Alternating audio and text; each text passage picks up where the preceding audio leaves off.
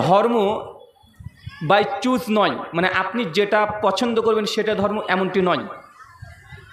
ধর্ম হচ্ছে স্বয়ং আল্লাহ সুবহানাহু ওয়া তাআলা সৃষ্টিকর্তা প্রদত্ত, তিনি যে নীতিমালা দিয়েছেন এই নীতিমালাকে মেনেই আপনাকে ধর্মীয় আচরণ বিধি পালন করতে হবে। এটা আপনার নিজের ইচ্ছেতে নয়। যদি আপনি মনে করেন যে না আমি ধর্ম মানি না, আমি আল্লাহকে মানি না, নবী রাসূলকে মানি না, তাহলে আপনার জন্য কোনো বিধি আরোপ করা যাবে না, আমরা জোর করে করব না।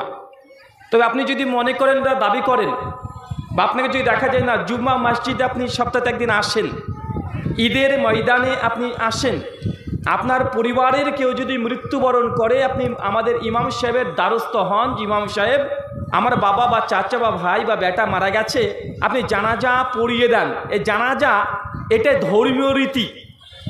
তাই আপনি যদি নিজেকে মুসলিম দাবি করেন, কিছুটা মানবেন কিছুটা মানবেন না, এমনটা করা যাবে না।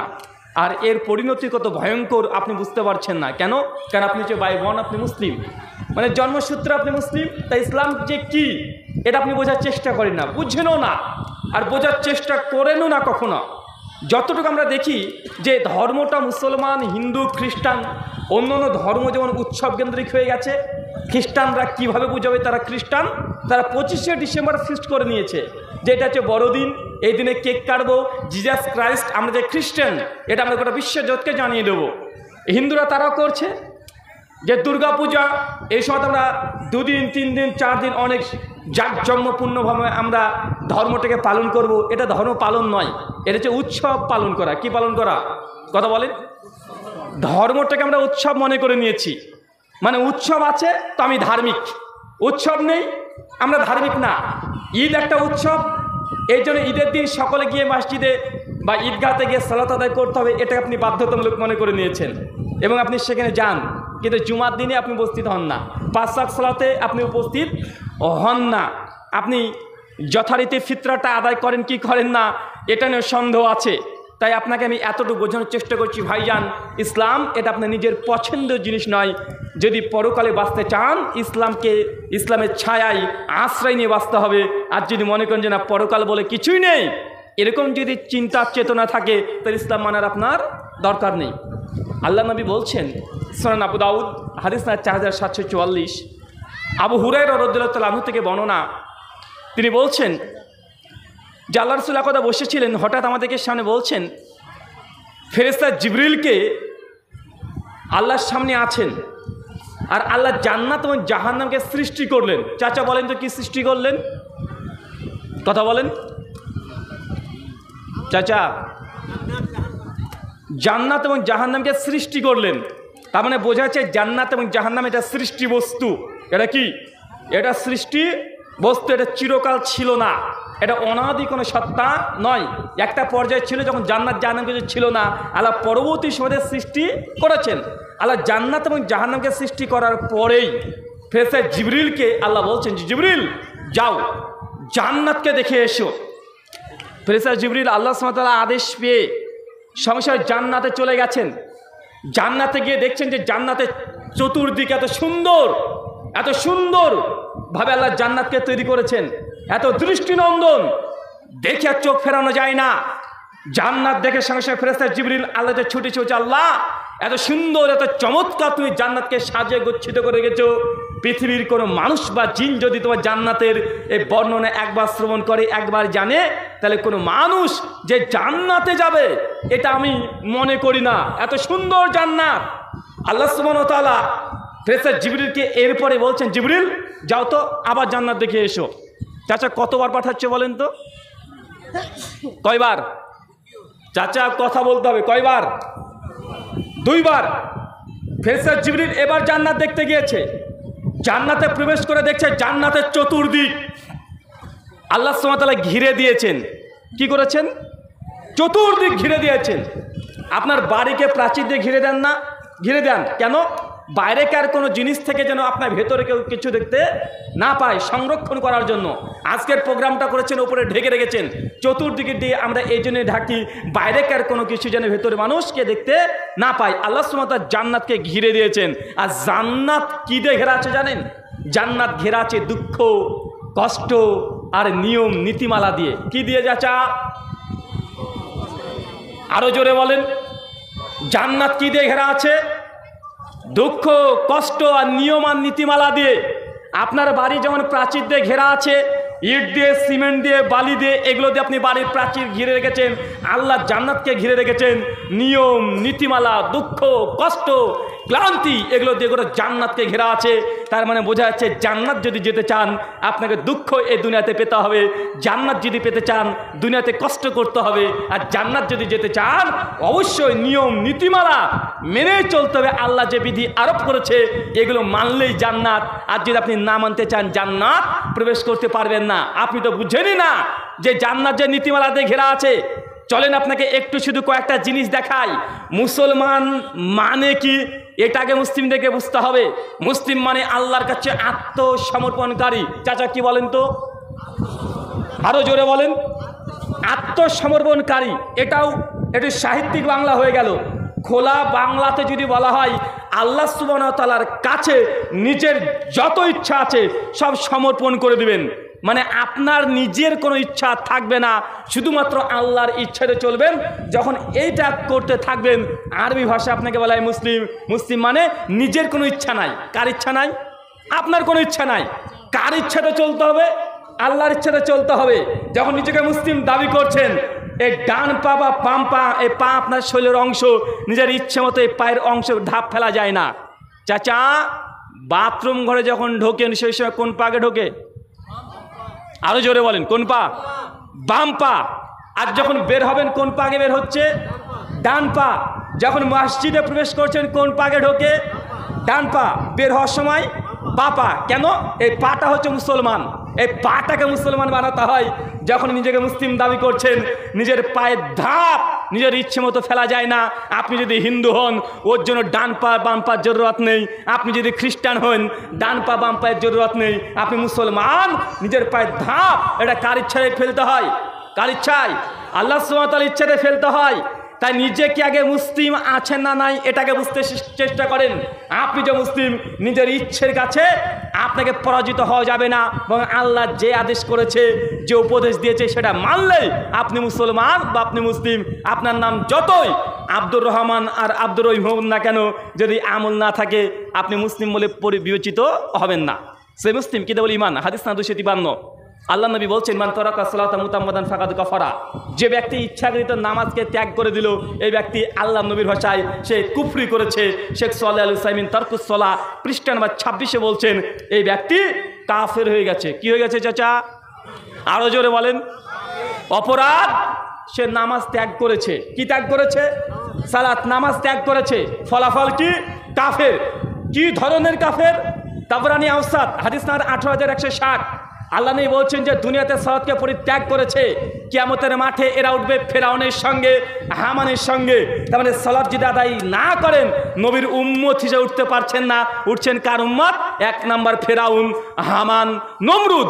এই থার্ড কোয়ালিটির মানুষের পেছনে আপনাকে উঠতে হবে। বর্তমান প্রেক্ষাপট দিয়ে যদি হাদিসকে বিবেচনা করতে হয়, নামাজ যদি না পড়েন কিয়ামতের মাঠে মোদির পিছনে উঠবেন। কার পেছনে? মানে মোদি তো ফেরাউনের কাছে বাচ্চা শিশু। মানে জাস্ট আপনাকে বুঝালাম, আপনি ফেরাউনকে চিনতে না পারতেও পারেন। আর ফেরাউনের ইতিহাস তো আর বলা যাচ্ছে না। মানে ফেরাউনের কাছে মোদি অনেক ভদ্র মানুষ, অনেক ভালো মানুষ। মানে ফেরাউন এত বদমাস, কথা এবার বুঝতে পারছেন? এত বদমাস, যোগী বলেন আর আদিত্যনাথ বলেন আর টাকলা বলেন, যেই বলেন না কেন এটা শিশু ফেরাউনের কাছে, নমরুদের কাছে, হামানের কাছে এটা শিশু, বাচ্চা। আল্লাহ নবী বলছেন যে দুনিয়াতে সালাত ত্যাগ করে দিয়েছে, নামাজ যে পড়েনি, এই কিয়ামতের মাঠে এই কোয়ালিটির মানুষের সঙ্গে উত্থিত হবে। তার মানে আপনাকে বুঝতে হবে আপনি কোন দিকের মুসলমান। নিজেকে দাবি করছেন মুসলিম, সালাতবিহীন কোনো ব্যক্তি মুসলিম বলে বিবেচিত হতে পারে না। কম্পালসারি লাগবেই সালাত। যেমন আপনি মাধ্যমিক পরীক্ষা দেওয়ার জন্য অ্যাডমিট লাগবেই। আপনি যতই 12 ঘন্টা 26 ঘন্টা পড়াশোনা করে প্রস্তুতি 10 বছর ধরে নেন না কেন, অ্যাডমিট যদি না থাকে আপনাকে পরীক্ষা দিতে দেওয়া হবে না। যদি আপনার সালাত না থাকে, যদি আপনি 1 কোটি টাকা দান করেন, কাজে আসবে? সুনান নাসাই হাদিস না 466 আল্লাহ নবী বলছেন যে কিয়ামতের মাঠে বান্দার প্রথম হিসাব যেটা না হবে আর সলা কিসের কথা বলেন, সালাতের, মানে নামাজের। নামাজ আছে, তারপরে আল্লাহ খুশি হয়ে বলবে যে দানের ব্যাপারটা দেখি, জাকাতের ব্যাপারটা দেখি, হজ্জের বিষয়টা দেখি, বাপের সঙ্গে কেমন আচরণ করেছে দেখি, ছেলের সঙ্গে কেমন আচরণ করেছে দেখি, স্ত্রীর সঙ্গে কেমন ব্যবহার করেছে দেখি, প্রতিবেশীর সঙ্গে কেমন ব্যবহার করেছে দেখি। মানে সালাত নেই, তার মানে বোঝা যাচ্ছে এই ইবাদতগুলো আল্লাহ দৃষ্টি প্রথমত দেবে না। যদি শিরক যদি করে না থাকেন, আল্লাহ শেষে হয়তো তার বিশেষ শাফাতের কারণে আপনাকে জাহান্নামে জালে পুড়িয়ে হলেও একদিন জান্নাতে নিয়ে আসতে পারেন। এটা আহলে সুন্নাহ আহলে হাদিসদের আকীদা। তার মানে আপনি বুঝে নেন, নামাজ নেই, আপনি আমলগতভাবে কাফের হয়ে গেছেন। আরো কঠিন শব্দ এসেছে, আপনাকে শুধু এতটা বলছি, গোটা বিশ্ব জগতে মুসলিম জাতি আজকে নির্যাতিত, নিষ্পেষিত, লাঞ্ছিত, বঞ্চিত, পদদলিত। যে ভারতবর্ষের মাটিতে আমরা এখন বসে আছি, এই ভারতবর্ষের ইতিহাস বেশি দূর যাওয়ার দরকার নেই। যারা ইতিহাস হিস্ট্রি নিয়ে পড়াশোনা করেছেন, ক্লাস 6-7 পর্যন্ত পড়েছেন, তারাও জানেন মাত্র 150-200 বছর আগে যদি ভারতের ইতিহাস দেখেন, এই ভারতবর্ষে গোটাটাই মুসলমানরা 700 থেকে 800 বছর রাজত্ব করেছে। কারা করেছে চাচা? কারা করেছে? মুসলমান। প্রধানমন্ত্রী কে ছিল? মুসলমান। মুখ্যমন্ত্রী কে ছিল? মুসলমান। গোটা ভারতবর্ষের সব জায়গাতে মুসলমানরা রাজত্ব করেছে। একদম মুর্শিদাবাদের হাজারদুয়ারি থেকে শুরু করে দিল্লির লাল কেল্লা পর্যন্ত 26শে জানুয়ারি আর 15ই আগস্ট মোদিজি যেখান থেকে পতাকা উত্তোলন করে, এই লাল কেল্লাটা মুসলমানদের তৈরি করা। একদম হাজারদুয়ারি থেকে শুরু করে প্রত্যেক জায়গাতে জায়গাতে মুসলমানদের এখনো ছোঁয়া স্পর্শ আছে না? নাই, আছে। তারপরেও আজকের দিনে দেখেন মুসলমানরা আজকে ভারতের মানুষ কি মানুষ না, বা আসলে তারা ভারতবর্ষের নাগরিক কি নাগরিক না, এটা নিয়ে আজকে আপনি নিজের সন্দেহ আছেন না? নাই। ভিতরে ভয় কাজ করছে কি করছে না? কখন CNN আর আপনার NRC এইসবগুলো করে কখন দেশ থেকে বের করে দেয়, এই আশঙ্কায় আছেন না? নাই, আছেন। আপনি অবাক হবেন যে দেশটা আপনি 800 বছর শাসন করলেন, 200 বছর আগে চলে যান, মানে আপনার বাপ, তার বাপ পর্যন্ত চলে যান, দেখেন তা আপনার দাদো হতে পারে এই ভারতবর্ষে কোনো নেতা ছিল, কোনো মন্ত্রী ছিল, রাজা বাদশাহ এগুলো ছিল। কিন্তু আজকে আপনি কত সংকট ভুগছেন। কার দোষ? মোদিজির। কার দোষ? মোদিজির। আরে মোদিজির দোষ না, ও তো ধর্মকে ভালোবাসে, হিন্দু ধর্ম, ও হিন্দু ধর্মকে ভালোবাসে, তাই হিন্দুত্ব কায়েম করতে যাচ্ছে। আপনি মুসলমান 800 বছর ক্ষমতায় ছিলেন, ভারতবর্ষে মুসলমানরা 800 বছর ক্ষমতায় ছিল। একবার আপনি নিজেকে প্রশ্ন করে দেখেছেন, আজকে মোদিজি ক্ষমতায় আসার কারণে নিজের ধর্মের প্রতি ভালোবেসে রাম জন্মভূমি থেকে শুরু করে সমস্ত কিছু তারা তৈরি করে দিচ্ছে। এমনকি আপনাদের মালদার আদিনা মসজিদকে দখল করার পরিকল্পনা, তার ধর্মের অনুভূতি আছে। কিন্তু আমাদের বংশধর যারা ছিল, আমাদের বাপদাদা যারা ছিল, 800 বছর ক্ষমতায় ছিল, সেই সময়তে তারা মুসলমানের জন্য কি করেছে একবার ইতিহাস বের করে দেখান তো। একটা মুসলমানের জন্য কোনো ইউনিভার্সিটি তৈরি করে দিয়েছে? না। কি করেছে? বউ মারা গেছে, কোটি কোটি টাকা খরচ করে তাজমহল তৈরি করেছে। তো মুসলমানের লাভ কি হয়েছে? কথা বুঝতে পারলেন না? সেই সময় তাজমহল তৈরি করতে যত কোটি টাকা খরচ হয়েছিল, সেই সময় যদি চাইতো গোটা ভারতবর্ষে মুসলমানদের জন্য একটা করে বড় বড় ইউনিভার্সিটি, প্রত্যেক রাজ্যে একটা ইউনিভার্সিটি তৈরি করে দেওয়া যেত। যেত না ভাইজান? যেত কি যেত না? যেত। আমি আপনাকে তার জন্য বলি, মনে রাখবেন, আগে নিজের আত্মসচেতনা করতে শিখেন। তারা তাদের ধর্ম অনুভূতি আছে, তারা হিন্দুত্ব কায়েম করতে যাচ্ছে। আপনি মুসলমান, ক্ষমতায় 800 বছর ছিল, আপনি কি করেছেন? আপনি তো কিছুই করেননি। এই জন্য আল্লাহ সুবহানাহু ওয়া তাআলা বারবার কোরআন মাজিদে বলেছে, আপনাকে সেই দিকে নিয়ে যেতে চাচ্ছি না, আপনাকে শুধু এতটুকু বোঝানোর চেষ্টা করছি। আল্লাহ জান্নাত সৃষ্টি করার পরে বলেছেন, জান্নাতকে আল্লাহ ঘিরে দিয়েছেন নিয়ম নীতি দিয়ে। কি দিয়ে? নিয়ম নীতি কি বলেন তো? এই একটু আগে বললাম না যে নিজের পায়ের ধাপটা নিজের ইচ্ছে মতো ফেলা যায় না, এক গ্লাস পানি নিজের ইচ্ছে মতো খাওয়া যায় না, এক গ্লাস পানি পান করতে হলেও নিজের ইচ্ছে মতো খাওয়া যাবে না। আল্লাহ বলছেন যে ডান হাত দিয়ে পানি পান করতে হবে, পানি খেতে হবে, বাম হাতে স্বাভাবিক অবস্থায় খাওয়া যাবে না। যদি দাঁড়িয়ে থাকেন, দাঁড়িয়ে স্বাভাবিক অবস্থায় পানি পান করা যাবে না, বসে পান করতে হবে। বা এই হাদিসগুলো জানা আছে না? নাই। পৃথিবীর অন্য কোনো ধর্মে পাবেন, অন্য কোনো জায়গাতে পাবেন এই আদর্শ? না। কারণ জান্নাত ঘেরা আছে নিয়ম নীতি দিয়ে। বাঁ হাত দিয়ে আপনি পানি পান করতে পারবেন না। হ্যাঁ, ডান হাত নেই, একদমই নেই। সেই সময় বাঁ হাত দিয়ে পান করেন, সমস্যা নেই, কিন্তু আপনার ডান হাত আছে, বাম হাত দিয়ে পানি পান করবেন, এটা উচিত নয়, এটা নিয়মের বহির্ভূত। জান্নাত যদি যেতে চান আপনাকে পানি পান করতে হলেও ইসলামের বিধিবিধান মেনে আপনাকে পান করতে হবে। আজকের 80 টাকা ডেলিগেট নাকি, কত 80 টাকা, ভাবছেন 80 টাকার ডেলিগেট, বাপ রে বাপ, একদম গলা পর্যন্ত খাবেন, মানে খেয়ে দিয়ে দরকার বাড়িতে গিয়ে বমি করবেন তবুও ভালো, কিন্তু 80 টাকা তুলতেই হবে, এরকম টেন্ডেন্সির মানুষ আছে না নাই? মুসলমান সেই মুসলিম কিন্তু উত্তম। হাদিস না 2065 আল্লাহ নিয়ে বলছেন, বান্দা যখন মুসলমান যখন খাবে এই পেটটাকে মুসলিম বানাতে হয়। কিভাবে? পেটটাকে 3 ভাগে ভাগ করতে হয়। 1 ভাগ খাবার খাবেন, 1 ভাগ পানি খাবেন, 1 ভাগ বাতাসের জন্য খোলা রাখবেন। এটা মুসলমান পেট। খাবার আছে মানে গোপ গ্রাসে গিলে নেবেন, এটা মুসলিমের পরিচয় নয়। বলেন তো কোথায় আপনি মুসলিমের পরিচয় দিয়েছেন? আলহামদুলিল্লাহ, কত চমৎকার আয়োজন করেছি হুজুর। এই যে লাখ লাখ টাকা খরচ করেছি, আপনাকে ডেকে এনেছি, সাহেবকে ডেকে এনেছি, কত সুন্দর চমৎকার আয়োজন, একটা সুন্দর দিনী পরিবেশ তৈরি করেছি। আর হাদিসে আছে এরকম দিনী পরিবেশে ফেরেশতা থেকে ঘিরে থাকে। আর কেউ যদি এত সুন্দর দিনী পরিবেশে যদি ইলম অর্জন করার জন্য আসে বা প্রচার করার জন্য আসে, তাই কবুল হজ্জের সমান নাকি পাওয়া যায়। তাবরানী আসাতে হাদিস আছে। তো এত সুন্দর ফজিলতপূর্ণ আয়োজন করেছি, কিন্তু ওই হাদিসটা আপনিও জানেন, মিশকাতেও আসছে, আল্লাহ নবী বলছেন সবচেয়ে উত্তম জায়গা হচ্ছে মসজিদ দুনিয়াতে। কোন জায়গা? কোন জায়গা? যার জন্য আজকের আলোচনা সভা, মসজিদ উন্নতি গল্পে তো নাকি সবচেয়ে উত্তম জায়গা দুনিয়ার, সবচেয়ে উত্তম জায়গা পার্লামেন্ট বলেন মোদিজির, ওর চাইতে উত্তম জায়গা ভাঙা যদি মসজিদ থাকে ওইটা উত্তম জায়গা। আর সবচেয়ে দুনিয়ার মধ্যে নিকৃষ্ট জায়গা সে হচ্ছে বাজার। কোন জায়গা? বাজার। তার মানে সুন্দর বোঝা গেল হাদিসের প্রতি আমরা 2 দিক থেকে আমল করেছি। একদিক থেকে আমরা কত চমৎকারভাবে দিনী পরিবেশ তৈরি করে জান্নাতি বাগান করে দিলাম, আর এক জায়গাতে আমরা আছি জাহান্নামের বাগান তৈরি করে রেখে দিয়েছি। ভালো জিনিস না ভাইজান? ওই দিক দিয়ে গোনা হোক, এদিক থেকে নেকি হবে। নেকি আর গোনা মাঝখান থেকে কাটাকাটি হয়ে যাবে। মাঝখান থেকে গরুর মাংস যেগুলো বিক্রি করলাম এগুলোই লাভ। হ্যাঁ, এটা নাকি কথা কি মাথার উপর দিয়ে যাচ্ছে? আচ্ছা, আমার কথা বোঝা যাচ্ছে? কারা কারা বুঝতে পারছেন একটা হাত তোলেন তো। হ্যাঁ, বলেছি কারা কারা বুঝতে পারছেন না তারা হাত তোলেন। কারা তুলেছিলেন? হ্যাঁ, মানে যারা বুঝতে পারছেন না তার মানে হাত তুলে ফেলেছেন।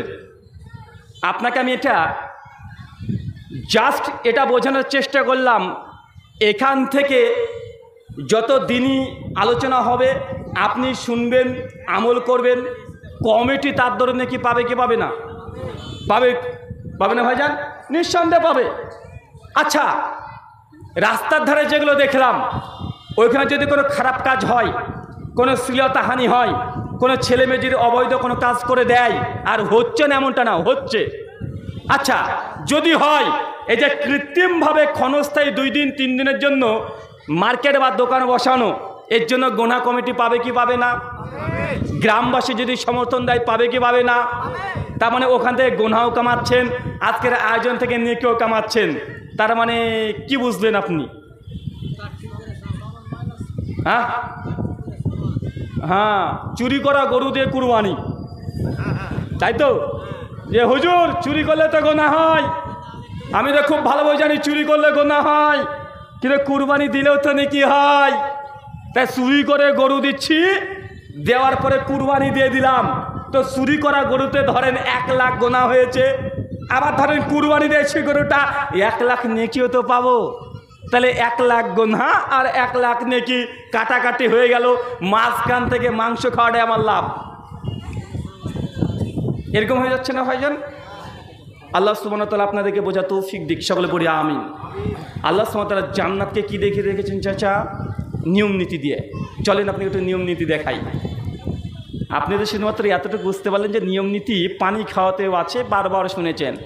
পায়খানা ফিরতে গেলে 20খানা নিয়ম নীতি মানতে হয়। পায়খানা, প্রস্রাব, কি করতে বলেন তো? প্রস্রাব পায়খানা নিজের ইচ্ছে মতো ফেরা যায় না।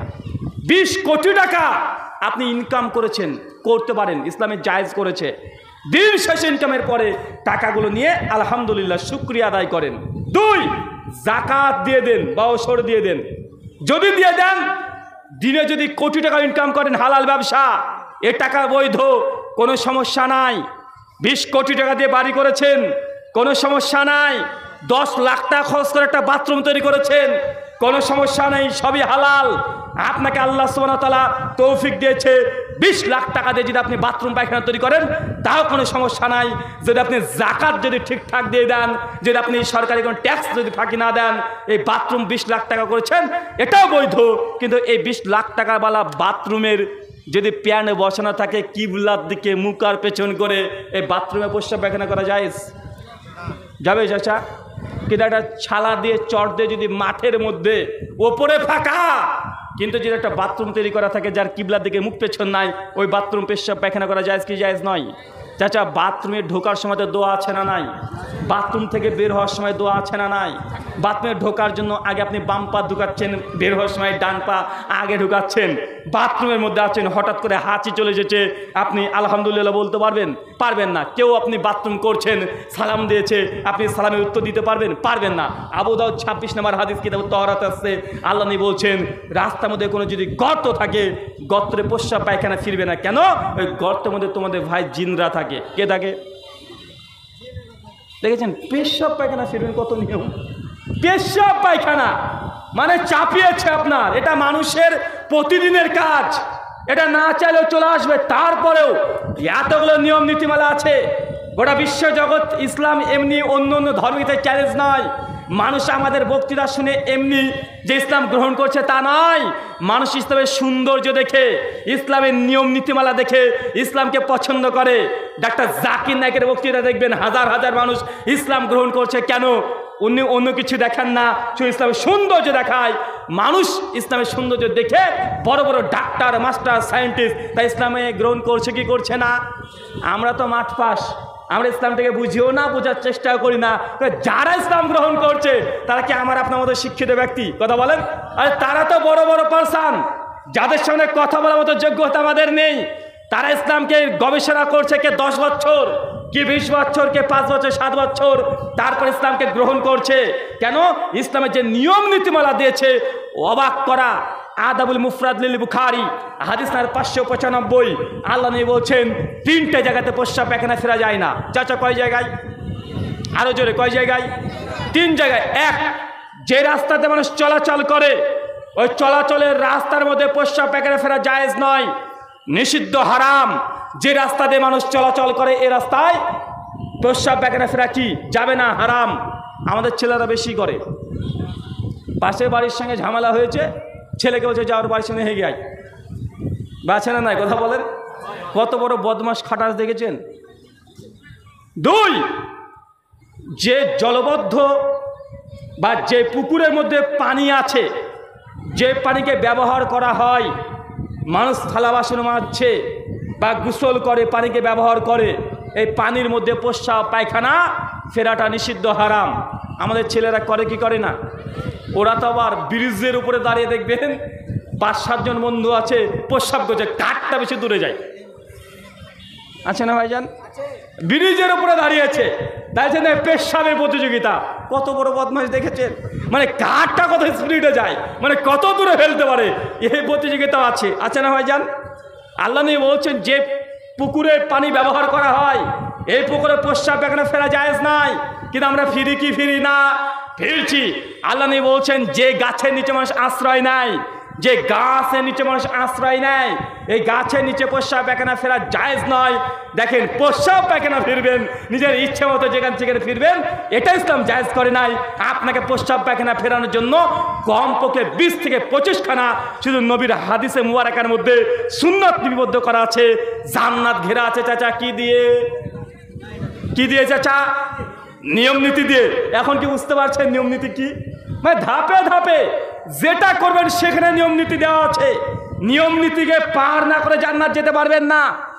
এরপর আল্লাহ নবী হঠাৎ করে দিন বসে আছেন, সহিহ বুখারী হাদিস নাম্বার 4112, মিশকাতে আসছে, আল্লাহ নবী বলছেন হঠাৎ করে তিনি বলছেন সাহাবীদেরকে, খবরদার কেউ রাস্তাতে বসবে না। কোথায় বসবে না? রাস্তায় বসবে না। সাহাবীর অবাক, ইয়া রাসূলুল্লাহ, বলেন কি রাস্তায় বসবো না মানে? আরে রাস্তায় তো বসতেই হয়। রাস্তায় যদি না বসি ব্যবসা বাণিজ্য কিভাবে করব?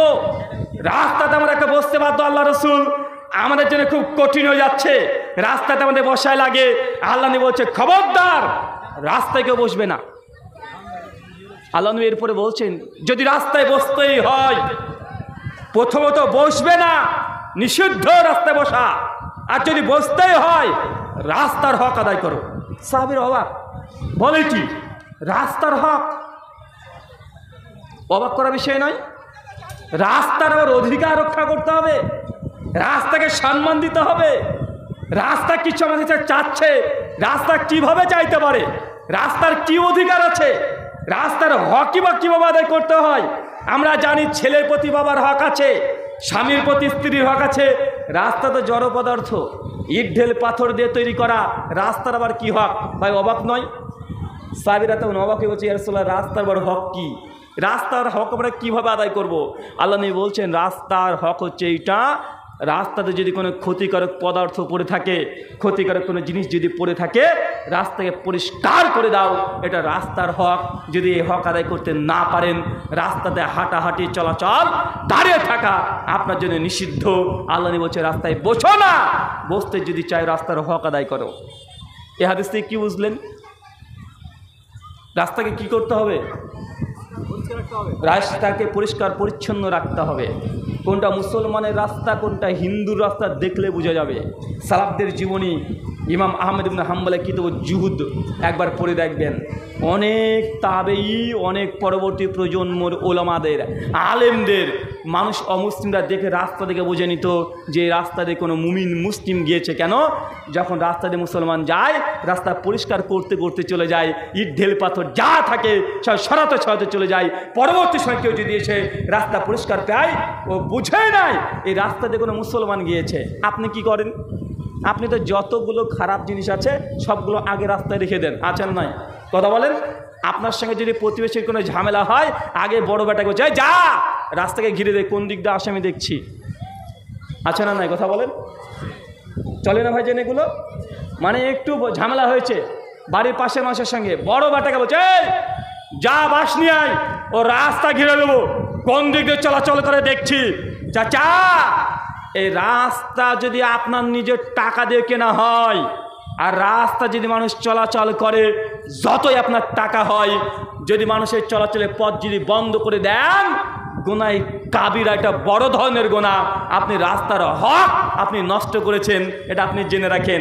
আর আমাদের ভেতর তো একটু ছটপট করে, মানে বাড়ি আছে, বাড়ির পাশে একটা ফিল্ড আছে, ফিল্ড দেখা যাচ্ছে অন্য একজন ভাইয়ের, এখন ওই ফিল্ডে দেখাচ্ছে প্রতিবেশী সবাই ব্যবহার করে, ছেলেরা ক্রিকেট খেলে, ফুটবল খেলে, ওখানে বিয়ের অনুষ্ঠানে প্যান্ডেল করা হয়, মানুষ ওই জায়গাটাকে ব্যবহার করে।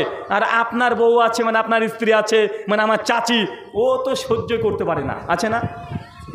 আমার জমি ব্যবহার করছে, মানে মানে ভেতর যেন ছটপট করে, আছে না নাই? কথা বলেন। আছে তো। আর 19-20 হয়ে গেলে জমি আপনার প্রয়োজন হয় না, সঙ্গে সঙ্গে নিজের জমিটাকে ঘিরে দিচ্ছেন। কেন? ভেতর আপনি জেলাসি ফিল করছেন যে আমার জায়গা পালামাস কেন ব্যবহার করবে, আপনার জমির দরকার হয় না, তারপরে ঘিরে দিয়েছেন, মানুষকে অসুবিধায় ফেলেছেন।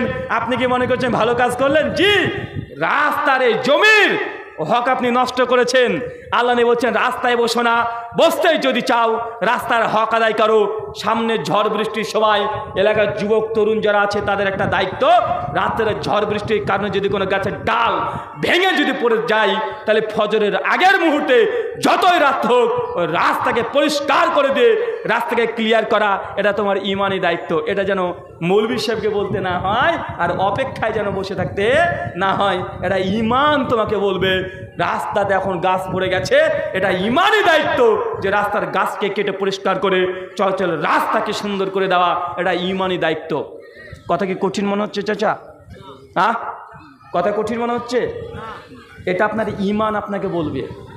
ভেতরে যে বিশ্বাস করেন, এই বিশ্বাস আপনার রাত্রে ঘুমাতে দেবে না, বারবার ভেতরে আনচান করবে। আল্লাহ, না জানি রাস্তাতে কোনো পথযাত্রী বিপদে পড়ে যায়, না জানি কোনো গর্ভবতী নারীকে হয়তো নিয়ে যাওয়ার জন্য রাস্তাতে হয়তো গাছ পড়ার কারণে তাদের কষ্ট হতে পারে, অথবা কোনো মানুষ হতে পারে যে রাস্তাতে যেতে না পারতে পারে। এই অন্তর যখন আপনার খটখট করে প্রশ্নগুলো আসবে, রাত্রিতে উঠে রাস্তাকে পরিষ্কার করবেন। তার মানে এটা নয় যে আপনাকে হাই রোডে যেতে বলছি, মানে আপনার গ্রামের যে রাস্তা আছে এই রাস্তার কথা বলছি। কথা বুঝতে পারলেন না ভাইজান? এটা হচ্ছে কিসের হক? রাস্তার হক। আল্লাহ নবী তারপর হচ্ছে রাস্তাতে বসো না, বসতে যদি চাও রাস্তার হক আদায় করো। সাহাবীরা বলছে আল্লাহ রসুল রাস্তার হক কি? নবী বলছেন রাস্তায় যদি কোনো ব্যক্তির বোঝা ভারী হয়ে যায় তার বোঝাটাকে হালকা করে দাও। বোঝা ভারী হালকা বোঝেন? এটার আপনার আমার ভাষাতে হবে, রাস্তাতে একজন রিক্সাওয়ালা রিক্সাতে নিয়ে যাচ্ছে কোনো মাল, একটা গর্তে চাকা পড়ে গেছে, কষ্ট করে তুলতে পারছে না। আপনি টাই কোট প্যান্ট শার্ট পরে যাচ্ছেন, আপনি যদি মুসলিম হন সঙ্গে সঙ্গে ছুটে গিয়ে ওই রিক্সা চালককে ঠেলে দিয়ে রাস্তাতে তুলে দেওয়া, এটা আপনার ইমানি দায়িত্ব। এই দায়িত্ব যদি পালন না করেন রাস্তায় চাচা আপনার চলাচল জায়েজ নয়। কেন? আল্লাহ নবী বলছেন রাস্তায় যদি কোনো পথিকের যদি বোঝা ভারী হয়ে যায় তার বোঝাকে হালকা করে দিতে হবে। কোনো সাইকেলওয়ালা উল্টে পড়ে গেছে, তার জিনিসপত্র পাট হোক বা অন্য কোনো বোঝা নিয়ে হোক, রাস্তাতে কোনো মুসলমান পাশ করে চলে যেতে পারে না। আগে গাড়ি থেকে নেমে হলেও তার সাইকেলটাকে তুলে দেওয়া, তার বোঝাটা মাথায় তুলে দেওয়া, এটা রাস্তার হক। যদি আদায় না করেন রাস্তা আপনার জন্য বসা জায়েজ নয়। এটা হচ্ছে ইসলাম। ভাই ভারতবর্ষে আপনি চলাচল করছেন, রোড ট্যাক্স লাগে কি লাগে না? রোড ট্যাক্স লাগে কি লাগে না? রোড ট্যাক্স আছে, ইসলামী শরিয়াতেও রোড ট্যাক্স আছে। রোড ট্যাক্স কি? এই জিনিসগুলো হচ্ছে রোড ট্যাক্স, এটা রাস্তার অধিকার, আপনাকে আদায় করতেই হবে। তার মানে বোঝা গেল রাস্তাতে চলতে হলে রাস্তার কিছু বিধি নীতিমালা আপনাকে প্রয়োগ করতে হয়, মেনে নিতে হবে, নচেত রাস্তায় আপনার জন্য বসাও জায়েজ নাই, রাস্তায় চলাও জায়েজ নয়। আল্লাহ নবী এরপরে বলছে রাস্তায় যদি কোনো অন্ধ পথিক যদি যায় তাকে রাস্তা পার করে দেওয়া, এটা রাস্তার হক। আদাবুল মুফরাদ লিল বুখারী এই অংশটা এসেছে হাদিস নাম্বার 974-এ। তার মানে বোঝা গেল অন্ধকে রাস্তা পার করে দেওয়াটা কি? আপনি কি করেন? অন্ধ দেখলে তো আপনি আরও হাসেন, অন্ধ দেখলে তার লাঠি নিয়ে পালিয়ে যাওয়ার চেষ্টা আপনার আছে না নাই? রাস্তায় যদি কোনো মানুষ যদি বিপদে পড়ে, আপনি তো এখন বর্তমান আমাদের প্রজন্ম টিকটক প্রজন্ম, চাচা টিকটক প্রজন্ম বোঝেন? মানে বর্তমান যা পরিস্থিতি, যা ভয়াবহ পরিস্থিতি, রাস্তার হক আদায় তো দূরের কথা, রাস্তাতে যদি কোনো সরাসরি গাড়ি অ্যাক্সিডেন্ট করে যায়, আমাদের তরুণ প্রজন্ম একদম সরাসরি গাড়ি থেকে ঠিক নেমে একদম ছুটতে ছুটে চলে যায় মোবাইলটা নিয়ে, আর সঙ্গে ফেসবুক খুলছে, খুলে লাইভে আসছে, এসে হচ্ছে এই দেখুন দেখুন দেখুন দেখুন সরাসরি গাড়িতে অ্যাক্সিডেন্ট, দিনাজপুর আর মালদার গাড়ি একদম মুখে মুখে সংঘর্ষ হয়ে গেছে, দেখেন সবাই মারা গেছে, আহা হা কত মানুষ মারা যাচ্ছে। আর দেখতে তার পায়ের নিচে একজন ব্যক্তি বলছে ভাই আমাকে বাঁচান, হসপিটাল নিয়ে যান, আর ওই ভিডিও ক্যামেরা করে লাইভ করছে, আছে না নাই? আরে বেটা তুই লাইভ বাদ দে, আগে তুই ওকে রক্ষা কর, আগে হসপিটালে ব্যবস্থা কর। ওর মাথাটা ফেটে গেছে, রক্ত বের হচ্ছে, নিজের জামা পায়জামা ছিঁড়াকে বেঁধে দে। এটা রাস্তায় তুমি চলাচল করছে, এটা রাস্তার ট্যাক্স তোমার। ওই ব্যক্তি আছে তাকে তুমি সহযোগিতা করো, সহযোগিতা দূরের কথা, ও ফেসবুকে লাইভ দিতে ব্যস্ত, ভিডিও কল করতে ব্যস্ত, ও ভাবছে আজকে অ্যাক্সিডেন্ট হয়েছে, আরে বাবা একটা লাইভ দিয়ে দিতে পারলে হাজার হাজার আমার ভিউজ হয়ে যাবে, লাইক কমেন্ট ফলো হয়ে যাবে, এই চিন্তাতে ও মানুষকে সহযোগিতা করা বাদ দিয়ে ভাই এই কর্মগুলো করছে কি করছে না? এটা আজীব প্রজন্ম, আমাদের অবাক করা প্রজন্ম। রাস্তায় চলতে হতে ঘটনা দেখি আর ওরা টিভি নিয়ে ব্যস্ত, মোবাইলে লাইভ নিয়ে ব্যস্ত, ফেসবুকে মানুষকে দেখানো ব্যস্ত, মানে অনেক বড় ফজিলতে কাজ করছে মনে করছে। রাস্তার হক চাচা এখন কি বুঝতে পারছেন জান্নাত কেমন কেমন কেন ঘেরা, কি দিয়ে ঘেরা বলেন তো? আজকের গোটা আলোচনা থেকে শুধু এই বাক্যটা নিয়ে যান, শুধু এই কথাতে নিয়ে যান যে জান্নাত ঘেরা আছে নিয়ম আর নীতিমালা দিয়ে, আর নিয়ম নীতি পালন করতে গেলে দুঃখ কষ্ট পেয়ে যাবেন। মানে জান্নাত ঘেরা আছে দুঃখ, এরপর কষ্ট, এরপর নিয়ম নীতি, এগুলো দিয়ে করে জান্নাতকে আল্লাহ সুবহানাহু ঘিরে রেখেছেন। তার জন্য একটা প্রস্রাব করতে গেলে 20খানা নিয়ম নীতি মানে চলতে হয়। রাস্তাতে বসবাস করলে, চলাচল করলে রাস্তার হক আদায় করতে হয়। ডান পা বাম পা এই নিজের ইচ্ছাতে ফেলা যায় না, হাজার নিয়ম নীতি দিয়ে জান্নাতকে ঘেরা আছে। চলেন আলোচনাকে সংক্ষিপ্ত করে দিই। এরপরে আল্লাহ সুবহানাহু ওয়া তাআলা জাহান্নাম তৈরি করলেন। কি তৈরি করলেন? কি করেছেন বলেন তো চাচা? জাহান্নাম। আসলে জান্নাত জাহান্নামের কথা যখন বলি তখন আমাদের কাছে একটা বারবার প্রশ্ন আসে, কেননা অনেক যুবক তরুণ আছে যারা আমাদের টিকটক প্রজন্ম, এই মডার্ন সায়েন্স নিয়ে পড়াশোনা করছে, অল্প 2-4টে বিজ্ঞান পড়ে বড় বিজ্ঞানী ভাব হয়ে গেছে। তারা বলে সব হুজুরদের কাজ নাই, কোথায় জান্নাত কোথায় জাহান্নাম, কে দেখে এসেছে জান্নাত জাহান্নাম? আচ্ছা না নাই কথা বলেন? একজন আমি আলোচনা করছি, আলোচ্য বিষয় আমার ছিল সম্ভবত আলোচনা করতে করতে একটা পর্যায়ে প্রশ্নোত্তর পর্বে একটা ছেলে উঠে বলছে যে রুহুল আমিন ভাই, আপনার অন্য ডিবেট দেখেছি, অনেক বিতর্ক দেখেছি, ভালো ভালো কথা বলেন, আপনার ডিবেট আমি দেখি, ভালো লাগে, কিন্তু আপনি এই জান্নাত জাহান্নাম এই যে বলেন না, এইগুলো নিয়ে যখন আলোচনা করেন তখন এগুলো আমার ভালো লাগে না। তো কেন ভালো লাগে না ভাই তোমার? বলছে ভাই এই যে জান্নাত জাহান্নাম কবর আজাব হুজুররা বলে, তো আমি কবরে যে আজাব হয় এটা আমি বিশ্বাসই করি না। কেন করো না? বলছে ভাই যেন হুজুররা বলে যে মানুষকে যখন কবরে দেওয়া হয়, যদি জাহান্নামী ব্যক্তি হয় তো কবরে নাকি সাপ থাকে, তারপর ৭০খানা মাথা, একবার মারবে ৭০ বছর নাকি ব্যথা থাকবে, ওখানে নাকি বিভিন্ন রকমের প্রাণী এসে দংশন করতে থাকবে, তো এইটা নাকি কবরের আযাব। তো ভাইজান আমাকে বলছে যে আমার গ্রামে একটা ফুটবলের মাঠ আছে, আমরা ছোটোকাল থেকেই খেলি, ফুটবল খেলি, ক্রিকেট খেলি, আর পাশে আছে কবরস্থান। বলটা যখন জোরে একটু মেরে দিই কবরের মধ্যে বারবার পড়ে যায়, তো পাড়ার কোনো ছেলেরা ভয়ে ওই কবরে নামতে চায় না, কিন্তু আমি ছোট থেকে ওই কবরের মধ্যে নামি আর বলগুলোকে কুড়িয়ে নিয়ে আসি। আর প্রথম থেকে আমার খুব শখ যে কবরের আযাব দেখব, এই জন্য সবসময় তাকিয়ে থাকি কই কবরের আযাব। কবরের আযাব তো দেখতে পাই না, কবরের আযাব তো দেখা যায় না। আমি কত চেষ্টা করি কবরের আযাব দেখবো, ওর মধ্যে বড় বড় সাপ থাকে, কই কিছুই তো দেখতে পায় না, কই আযাব হচ্ছে। ভাই এমন মানুষ আছে না নাই?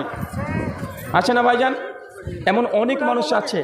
বলছে আমি মুসলমান, নামাজও পড়ে মাঝে মধ্যে, হজও করে মাঝে মধ্যে, যাকাতও দেয়, ওশরও দেয়, কিন্তু অন্তরের মধ্যে এখনও যে মৃত্যুর পরে এই গায়েবে যে বিশ্বাস করা, এগুলো নিয়ে এখনো সংশয় সন্দেহ আছে না নাই? এখনও সংশয় সন্দেহ আছে। তার মানে বুঝতে হবে আগে এই সংশয়কে দূর করতে হবে। আমি ভাইকে বললাম, ভাইজান আপনি স্বপ্ন দেখেন? আচ্ছা কে কে স্বপ্ন দেখেন একটু হাত তোলেন তো। এই কথা বলেন না, কে কে স্বপ্ন দেখেন একটু হাত তোলেন তো। এই কয়জন? মানে হাত তুলে কি টাকা পয়সা লাগে নাকি? মাশাআল্লাহ, আরে বাবা, অনেকেই দেখেন। আচ্ছা বলেন তো, কোনো ব্যক্তি যখন স্বপ্ন দেখে, এই স্বপ্নটা পৃথিবীর যত বড় সুপার কম্পিউটার হোক না কেন, যত বড় টেকনোলজি হোক না কেন, অ্যালবার্ট আইনস্টাইনকেও যদি কবর থেকে তুলে নিয়ে চলে আসা হয়, আজ যদি বলা হয় ভাই আমি যে স্বপ্ন দেখলাম এই স্বপ্নটাকে একটু মেমোরাইজ করে দাও তো, একটু ডাউনলোড করে দাও তো, দিয়ে তারপর একটা টিভি স্ক্রিনে চালিয়ে দেখাও তো, ভাই ক্ষমতা আছে? হ্যাঁ, সায়েন্স আমাদেরকে বলছে মানুষ জ্ঞান অর্জন করে 5টা জিনিস দিয়ে। কয়টা জিনিস? কয়টা চাচা? 5টা। জ্ঞান অর্জনের মাধ্যম কয়টা? 5টা। চক্ষু, কর্ণ, নাসিকা, জিহ্বা, ত্বক। চোখ দিয়ে মানুষ দেখে, দেখে বুঝতে পারে। কর্ণ, কান দিয়ে কিছু শুনছে, শুনে শুনে জ্ঞান অর্জন করছে। নাক দিয়ে গন্ধ শুকছে, কোনটা সেন্ট, কোনটা গোলাপ, কোনটা মাংস, কোনটা ভাত, নাক দিয়ে গন্ধ শুনে বলে দেয়, এটা কি? জ্ঞান অর্জন করার মাধ্যম। জিহ্বা দিয়ে স্বাদ গ্রহণ করে, কোনটা ঝাল, কোনটা টক, কোনটা মিষ্টি। আর মানুষের ত্বক দিয়ে ব্যথা অনুভব করে। কি অনুভব করে? ব্যথা অনুভব করে। সায়েন্স বা বিজ্ঞান আমাদেরকে বলছে জ্ঞান অর্জন করার মাত্র 5টা জায়গা আছে, 5টা সেন্স দিয়ে মাত্র জ্ঞান অর্জন করা যায়। এর বাইরে কোনো জ্ঞান অর্জন করার ওয়ে বা রাস্তা নেই। অতএব এই 5টা ইন্দ্রিয় দ্বারা কবর আযাব দেখা বা শোনা বা গন্ধ বা টেস্ট করা যায় না। অত আমরা কবর আযাব বিশ্বাস করি না। বা এটাই তো বলে না ভাইজান? আচ্ছা বলেন তো চাচা, স্বপ্নতে কখনো মিষ্টি খেয়েছেন? হ্যাঁ, স্বপ্নতে কে কে মিষ্টি খেয়েছেন? একজন খেয়েছে অন্তত, আমার বাপের ভাগ্য ভালো। চাচা স্বপ্নতে যে মিষ্টি খান, ওই মিষ্টিটা কেমন, টক না ঝাল? হ্যাঁ, আচ্ছা কোনটা টক, কোনটা ঝাল, কোনটা মিষ্টি, এটা কি দ্বারা মানুষ গ্রহণ করে? জিহ্বা দ্বারা না? আচ্ছা ঘুমের মধ্যে যে মিষ্টিটা খেয়েছেন, জিভ দিয়ে খেয়েছেন? হ্যাঁ, কি দিয়ে খেয়েছেন? কি দিয়ে? জিহ্বা দিয়ে? জিহ্বা দিয়ে তো খান নাই। তার মানে বোঝা গেল জিহ্বা ছাড়াও এমন একটা জ্ঞান অর্জন করার সোর্স আছে যেটা বিজ্ঞানের বাপও বলতে পারবে না। সম্ভব কথা বলেন? আচ্ছা আপনি এখন তাকিয়ে আছেন, মানে দুনিয়াকে দেখতে পাচ্ছেন, চোখ বন্ধ করে দিলেন, দুনিয়ার কিছু দেখতে পাচ্ছেন? কিছু দেখা যায়? তার মানে চোখ শুধু থাকলেই হয় না, চোখটাকে খুলে রাখতে হয়, তাই তো দেখার জন্য। মানুষ চোখ বন্ধ করে দেখতে পাবে? দেখা যায় চোখ বন্ধ করে কখন বলেন তো? যেমন ঘুমিয়ে গেছেন, স্বপ্ন দেখছেন, চোখ খুলে না চোখ বন্ধ করে? চাচা কি করে দেখেন চাচা? চোখ বন্ধ করে স্বপ্ন দেখছেন। তাহলে বোঝা গেল চোখ বন্ধ করেও আল্লাহ দেখার মতো এমন একটা সোর্স মানুষকে ব্রেনে দিয়ে দিয়েছে যে চোখ বন্ধ করলেও একদম সেম সেম জিনিস ও দেখতে পায় কি পায় না? পায়। তার মানে বিজ্ঞান যে বলছে 5টা ইন্দ্রিয়ের মধ্যে মানুষ জ্ঞান অর্জন করতে পারে, 6 নম্বর কোনো ইন্দ্রিয় নেই, এটাও মিথ্যা, এটাও ফলস। মানে এমন কিছু সোর্স